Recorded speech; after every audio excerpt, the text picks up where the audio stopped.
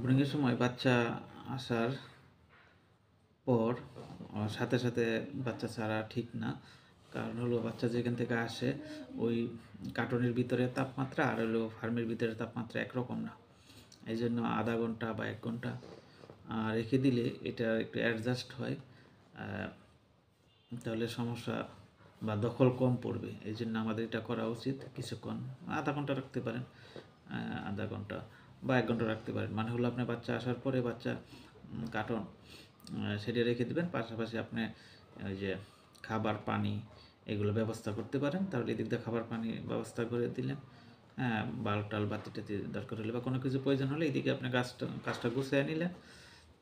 তারপরে ওই বাচ্চা ছাড়তে পারেন। আর হলো বাচ্চা ছাড়ার আগে আপনার যেটা করতে হবে, বাচ্চার ওজনটা নিতে হবে। ওজন নেওয়ার ব্যবস্থা থাকা উচিত। গড় একটা ওজন নিতে হবে, পাশাপাশি আবার আলাদা আলাদা এককভাবে ওজন নিতে হবে। একটা একটা করে নিলে সবচেয়ে ভালো হয়।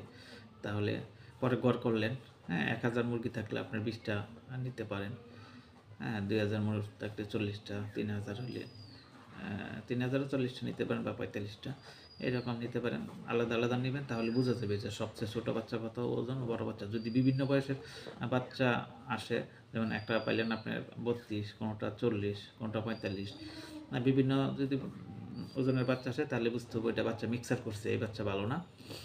বিভিন্ন শেডের বাচ্চা, হ্যাঁ, কোনটা বয়স্ক মুরগি বাচ্চা, ছোটো মুরগি বাচ্চা মিক্সার করছে, এটা ভালো না। আবার যদি দেখা যায় বাচ্চার ওজন বেশি, 45-এর উপরে বা 40-এর উপরে সবগুলো, হ্যাঁ, 50, 50, 45 এরকম বেশি ওজন হয়, তাহলে এটা হলো বয়স্ক মুরগির বাচ্চা। এটা রোগ প্রতিরোধ ক্ষমতা কম, টাইটার কম থাকবে এটাতে, না, টাইটার কম থাকবে, রোগ হওয়ার সম্ভাবনা থাকে আর কি। এইটা আরেক ধরনের বাচ্চা আছে যেগুলা ছোটো, হ্যাঁ, গড়ে 35 গ্রাম বা 37-38 গ্রাম।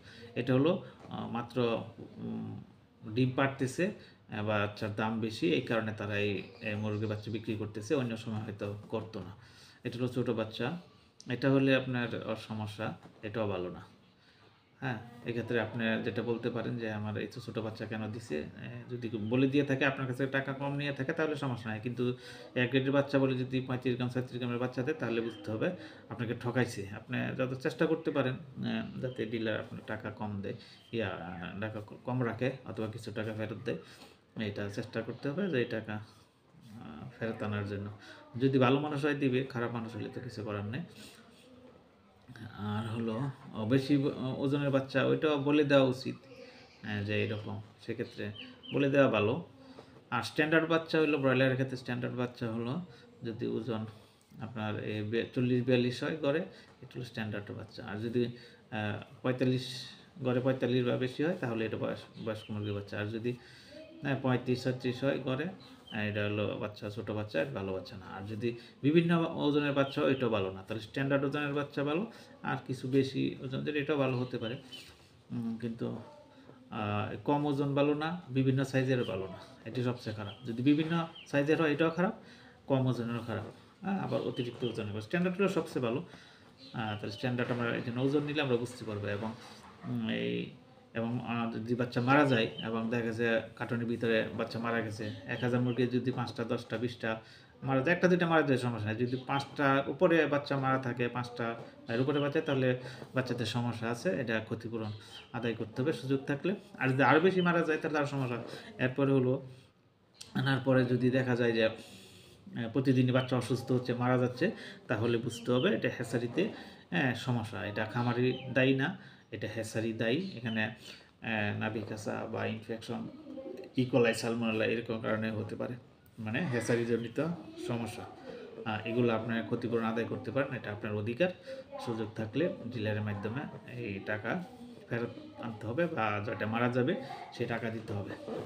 তাহলে আমরা দেখলাম এখানে বাচ্চা আসার পরে, হ্যাঁ, বাচ্চার কোয়ালিটি এবং এটার জন্য ওই ক্ষতিপূরণ, বা আপনি আগে থেকেই জানলেন যে এটা এরকম, সেই অনুযায়ী আপনি পরবর্তীতে একটা মাথায় রাখবেন যে আমার বাচ্চা খারাপ, এটার জন্য অ্যান্টিবায়োটিক বা কোনো কিছু দরকার হলে চালাতে পারেন, সতর্ক ব্যবস্থা নিতে পারেন।